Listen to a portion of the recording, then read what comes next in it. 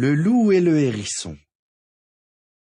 Cette histoire se passe il y a très longtemps, du temps où le chat jouait avec la souris et le soleil avec la lune.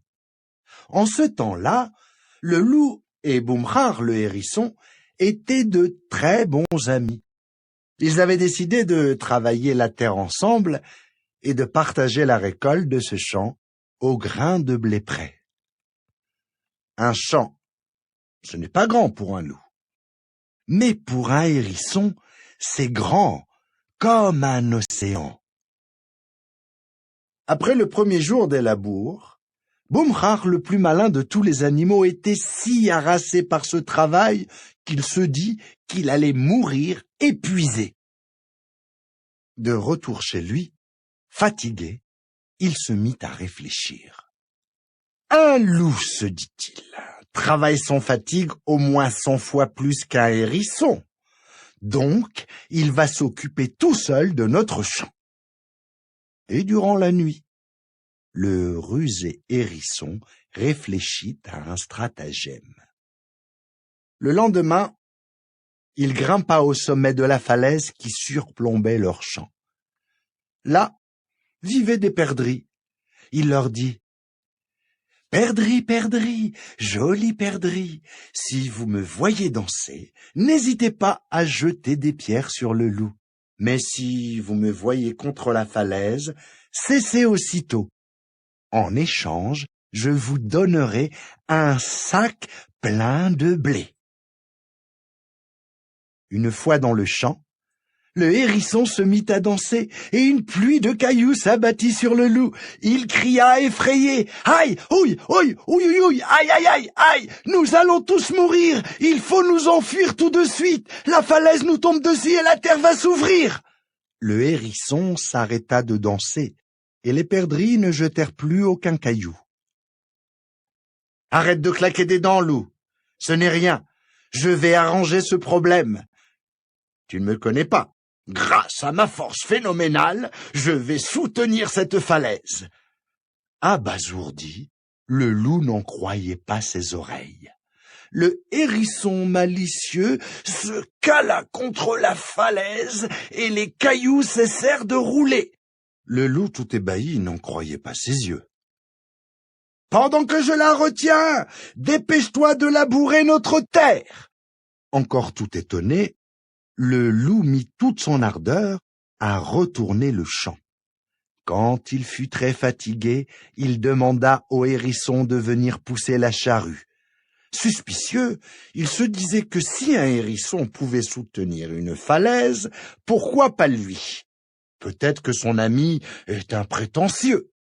« Pas de problème, lui dit Boumrar, je te laisse volontiers ma place, car ce travail est vraiment très épuisant. » Le loup prit la place du hérisson et Boumrar, derrière la charrue, se mit à danser. À peine le loup eut calé son dos contre la falaise qu'à nouveau une pluie de pierres s'abattit dans un fracas assourdissant. « Allez le loup, pousse plus fort encore !» hurla le hérisson dansant.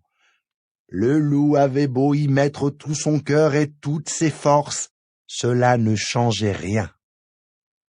Les chutes de pierre ne cessaient pas.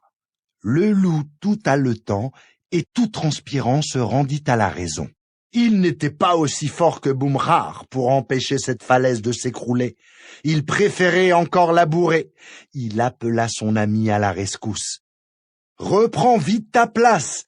Moi, je ne m'occuperai plus que du champ.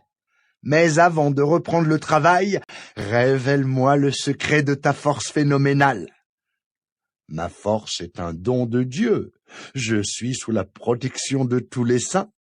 Mais que faut-il que je fasse pour être comme toi? » « Pour être comme moi, c'est très facile. Tu dois toujours aider ton prochain, ainsi que ceux qui sont dans le besoin. C'est tout. Non, tu dois avoir le cœur sur la main et garder les secrets que l'on te confie. As-tu compris maintenant? »« Oui, oui, dit le loup. J'ai enfin tout compris. » Mais il n'avait rien compris. Et c'est ainsi que le loup retourna toute la terre. Il ratissa le champ. puis il sema le blé. Et tous deux n'avaient plus qu'à attendre que la pluie passe et que le blé se mette à pousser.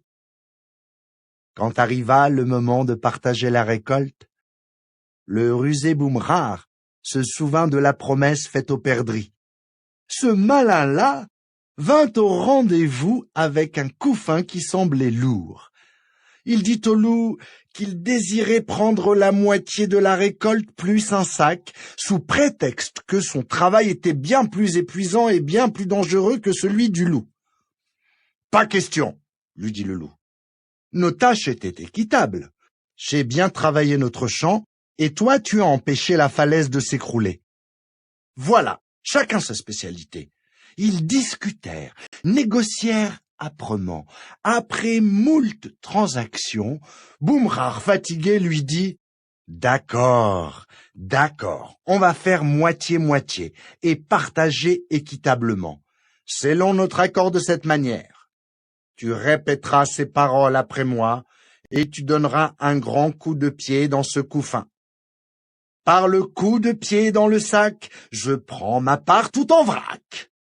Par le coup de pied dans le sac, je prends ma part tout en vrac. » Joignant le geste à la parole, le loup donna un grand coup de pied dans le couffin. Aussitôt surgit un énorme chien qui bondit à ses trousses. Le loup ne demanda pas son reste, et plus vite que son ombre, il disparut. Boumrard le rusé profita de toute la récolte. Il n'oublia pas sa promesse. Il ramena un sac de blé au perdrix. Celles-ci l'ont picoré, et mon histoire avec. Elle a fini dans un gosier.